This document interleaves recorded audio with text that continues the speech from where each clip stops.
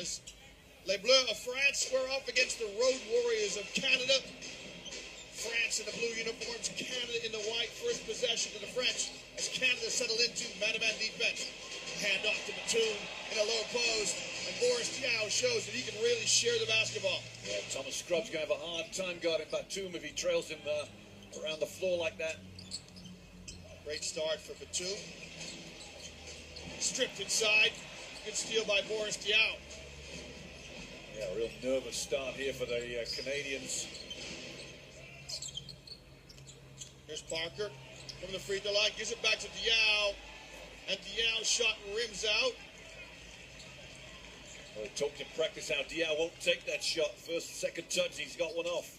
We saw Canada practice earlier today, and they said they're going to invite Diaw to shoot. Geoffrey Laverne knocks down the mid-range jump shot for France.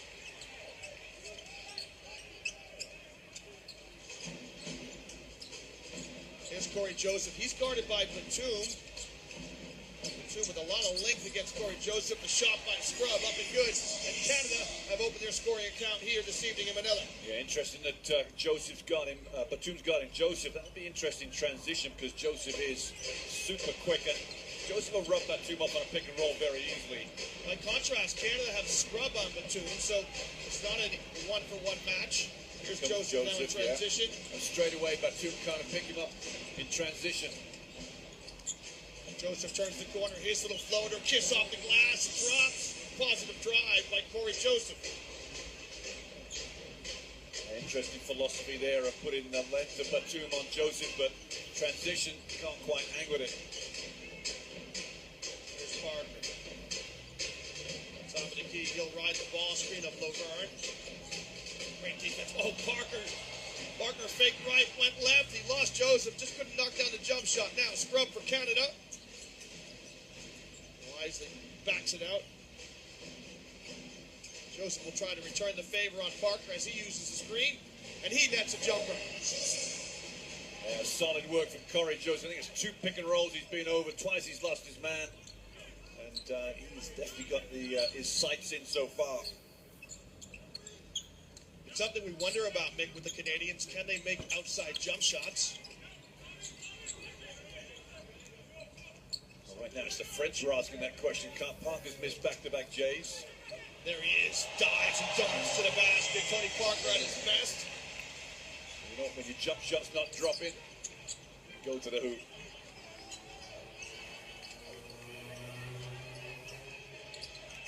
Again, Batum picks up Joseph on defense. Here's Bennett. He'll spot up at the elbow, and that is smooth. And she'll like Anthony Bennett. Pretty work, too. Very nice work from Anthony Bennett, which brings Laverne out and moves him around off that dribble. Game's got a nice early tempo to it. Both teams scoring with fluency. Colo, he drops a pass to Diaw. Tries to return the favor. It's a turnover. Joseph to the Jets. It's a 2-on-1. Can Scrubb finish? Oh my heavens, Kenny!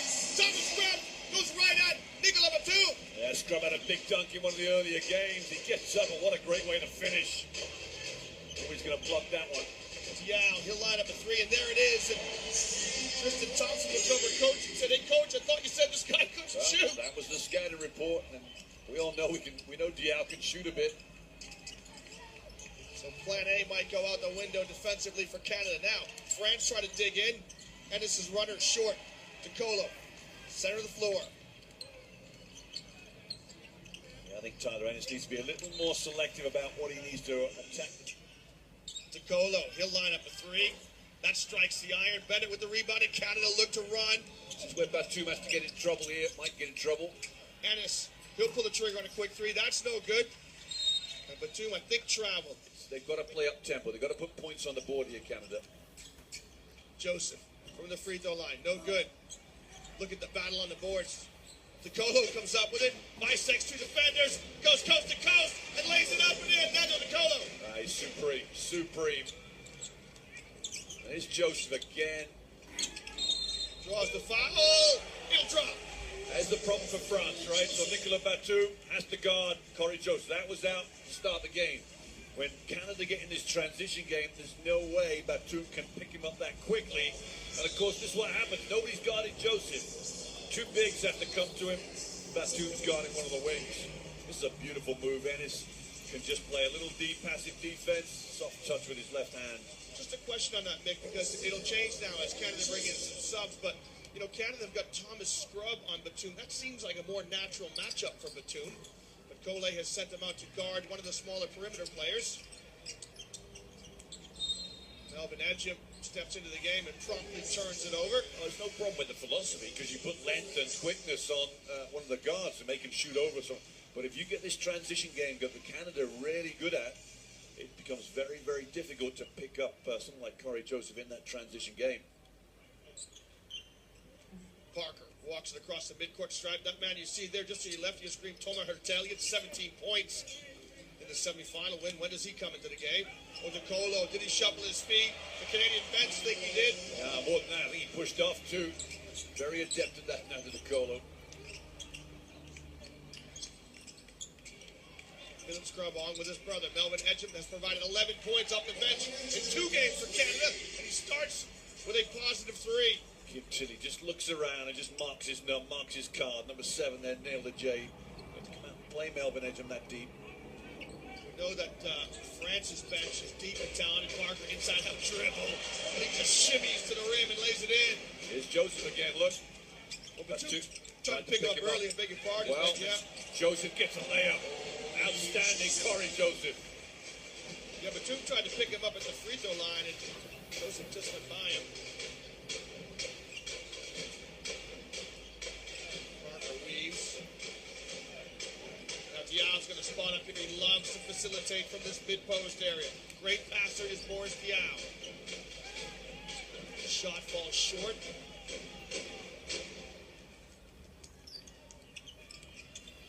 Canada with a chance to open up their largest lead. Joseph draws the foul on Nando Odekolo. And look who's guarding him. See, this is the problem here that Cole's got. I think Kahudi might be coming in here to guard Joseph. Beautiful move, Corey Joseph to the hoop. Batum sits down. Well, Corey Joseph has 8 points in 6 minutes. Somebody's going to guard him. He's going to take a break. So you won't need to guard him for a while. Ennis will assume point guard duty here for Canada in the absence of Joseph. Scrub. Left-handed jump shot. No good. Look how high Canada get on the offensive glass. It's Tristan Thompson doing the dirty work for the Road Warriors. Yeah, but no point celebrating too much yet. The game's got a long, long way to go. Well, Canada opened up their largest lead. It's 5. Diaw, another 3. And that is as good as it gets. Well, we might see another 50-point quarter here. 38 already on the board.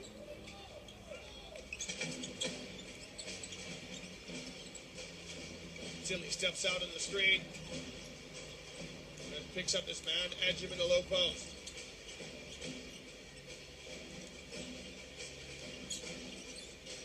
Thompson, his shot hard up the backboard. Edgem with the offensive rebound.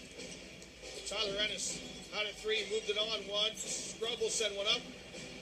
And Kahudi back from France. The basket will count, and the foul on Tyler Ennis. Tough move from Charles Kahudi there. He just went hard. Ennis didn't really offer much resistance after the contact. There's the contact away. Extra step from Kahudi. And what was a 5-point lead for Canada has been eradicated. We're level here at 20 points. As Kahudi will toe the line to try and tack on his and 1. But Kahudi's a guy who I think Vincent Collet likes, picks him, year in, year out for successive tournaments. Kind of guy come in and, a defensive specialist, throw in a few points here and there. Yeah, 4 minutes yesterday, didn't score. And that's what he's here for, just to play the defense. Going to pick up Ennis here. You need those workers in the star-studded lineup that France have. Odekolo. Unsettles Heslip, who's checked in for Canada. Ennis, traveling violation, is the second turnover for Canada. And they got a real problem at the point guard because the only player that really has the experience and the expertise to really pull off that position is Corey Joseph. Coach Stroud must have heard you because Joseph comes straight back into the game after that turnover by Ennis. Well, he's got through 35 minutes in his first game. He's had 30 minutes every game. He's going to have to punch 30 minutes in today as well. Speaking of point guard play, Thomas Hurtel steps in for Les Bleus. Diao shimmies along the baseline. Draws a foul. So fleet of foot, so quick is Boris Diao. You look at him and he doesn't look like he's quick, but he is. Yeah, just use the Melvin Edge. So Melvin Edge just loses his balance because he's leaning in. Therefore, that spin move is fairly easy to come up with for Diao. Very adept at pirouetting in that lane.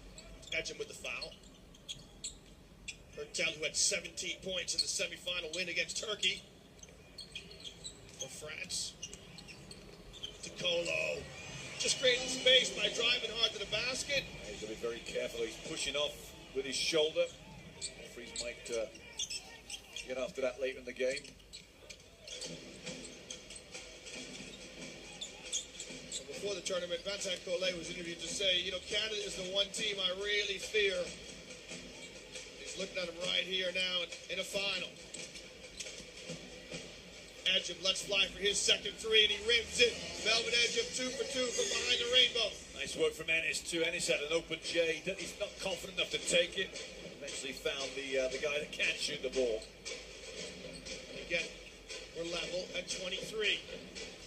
Crossover dribble with Colo, and he goes hard to the window, lays it up and in. Yeah, I thought one of the weak areas of Canada yesterday in New Zealand was playing defense. 42-42 at the break, and then Tyler Ennis just gives up the ghost on Colo. Easy crossover on him. He's beating him for pace.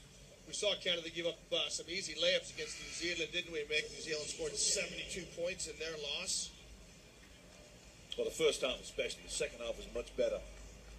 And it's going to be the 49th point of this quarter. We've still got a minute to play. Colo had a marvelous season this year with his club team. CSKA Moscow, as I mentioned in my opening comments, was an All-Star 5 selection at Eurobasket last year. Tax on the and one.